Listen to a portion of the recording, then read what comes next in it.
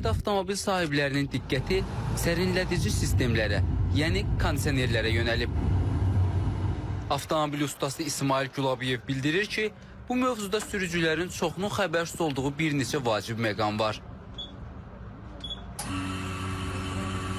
Yay sezonu gəlir üzümüzə, tələbat çoxalır, kondisionerlə bağlı avtomobillərdə bəzi problemlər baş verir. Problemlər ən çox ondan baş verir ki, firyonun düzgün vurulmamasından, yağın düzgün vurulmamasından baş verir, ən çox baş verəndə. Bir də ki, kondisioneri işlədəndə diqqətlə ona nəzarət eləməlidirlər ki, yüksək sürətdə zadda, aynı momentdə qoşulmadan zadda bəzi fəsadlar baş verir ki, müəyyən qədər xərcə başa gəlir.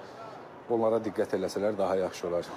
Diqqət yetirmək demişkən, istər kondisioner sistemi saz olan, istərsə də problem yaşayan sürücülər. Yəni bu aralar hər kəs üzünü ustalara sarı tutur. Kondisionerlər yoxlanılır, sazlığından əmin olunmağa çalışılır. Aparat vasitəsilə vurulan təzyiq də göstəriləcək. İndi hal-hazırda vakuum gedir.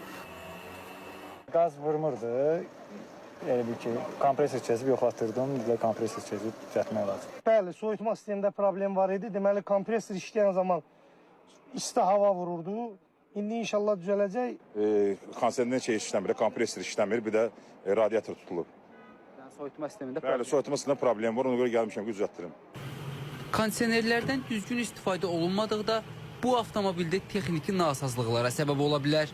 Bu gördüyümüz bunlar hamısı kompresorlardır, kondisioner kompresorlardır. Porşenlərdir, valdır, gilizdir və bu kompresorun işlənməsi bu cür olur.